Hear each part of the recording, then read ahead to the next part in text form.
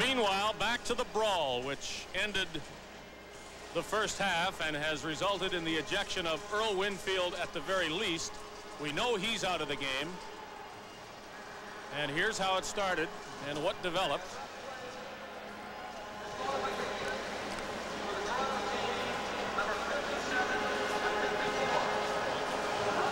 You see the flags come down as soon as Browner hit him. But this is why Winfield. So Winfield is gone, and so is Dan Sellers. As we keep the tape going, you'll see Sellers, he hasn't got a helmet, and Sellers is starting to throw punches now. Tony Champion has been ejected as well, we are told. I don't see Champion in there, but Sellers and Winfield obviously for Hamilton.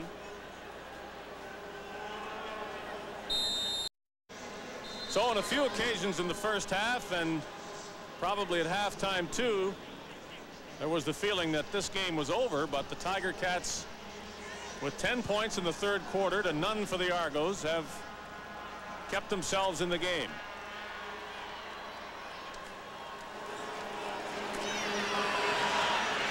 Foggie up the middle and then around the end. Bounds, another first down. We had him with 81 first half rushing yards, so he's close to 100 now. Was Foggie breaks contained, goes up and outside. Watch number 20, Gary Wilkerson.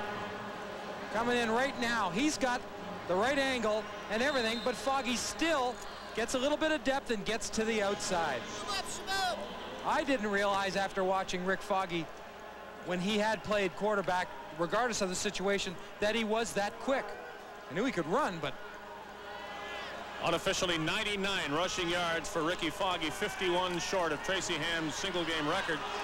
Foggie and has Jeff Boyd open. And it's not Stephen Jordan's night. Boyd shouldn't have been that far open on that kind of pattern.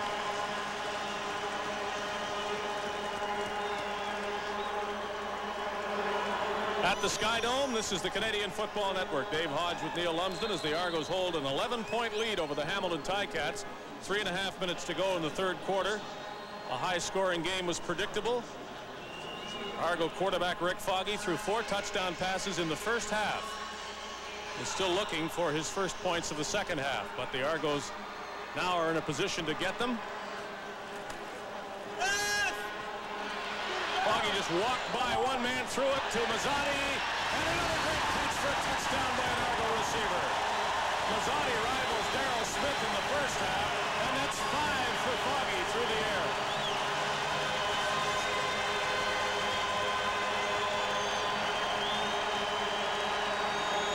That touchdown pass covered 33 yards. In the time that Foggie has, look at there. He's looking to one side. He throws off a potential tackler, but again, what a great adjustment and a great catch. The concentration on the football, the coverage wasn't there, so Foggie got the ball there. 3:07 left in the third quarter. Rickey Foggie with 5 touchdown passes is 2 away from the Argo club record of 7 held by Tobin Rote, and 3 back of our halftime guest, Hamilton general manager Joe Zuger, whose league record is 8. Cats will have the ball at the 35 as Rickey Foggie waits his turn. Well, we've seen Rick Foggie throw touchdown passes from different positions. This time it looks like he's ready to go, but he pulls up just short of the line of scrimmage. I'm impressed that the fact that when he does go towards the line of scrimmage, he doesn't stop looking downfield. I think a natural reaction would be to, as good a runner as he is, to just put it away and get the first down. But he keeps looking downfield, picking out his receivers, and to see what unfolds. And if the Bombers of Mike Riley and their fans are feeling good about themselves and watching tonight, so they should. A great performance by Winnipeg at Edmonton. Chris Gaines intercepts Mike Kerrigan. And this has been a Kerrigan problem all season long. Well, until tonight, he had not been intercepted. He is now.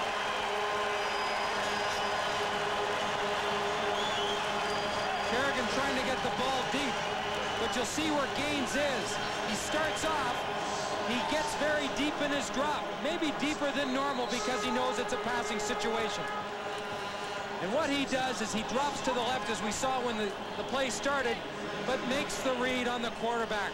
Watches Kerrigan and his head and his eyes, and makes a good jump when the ball's thrown. Well, if Foggie can get a 6th touchdown pass before the third quarter ends, this record watch on Rick Foggie is not on the line at all. He definitely has a shot at 7 or 8 if he stays in the game.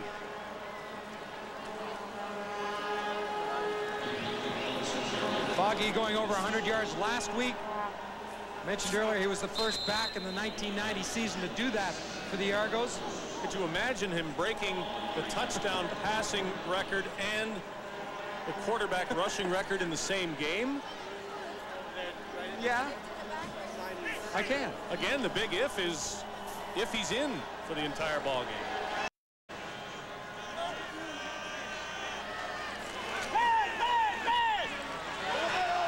Foggie will be on the move.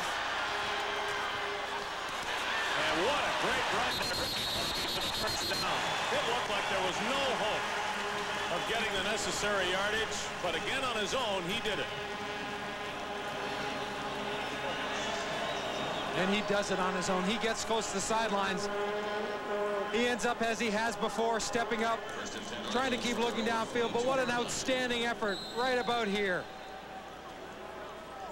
He gets that first down, and he does it all by himself. One-on-one on Pete Giftopoulos. He avoided that tackle and then had to dance down the sidelines, and you see what Foggie has done running the ball. 116 yards, the record 150 for a quarterback, that is. He's running around. These yards don't count, though. Looking for a receiver and throwing it far downfield for Boyd, who's got it. Boy, how frustrating for Hamilton when they need a defensive play and can't get one. There is a flag down. The flag will be against Hamilton. But before we get to that, you have to get to the play, and once again, Rick Foggie keeping the play alive. He just improvises and improvises. You wonder what a receiver does when the quarterback's running around trying to find some spot? Well, this is what Jeff Boyd does. Never take your eyes off what he's doing, and all of a sudden, when your defense leaves you, shoot a flare in the air. The penalty is rough play. A hit after the ball was thrown. Ball's well gone. And no doubt about that. So that adds to Hamilton's problems.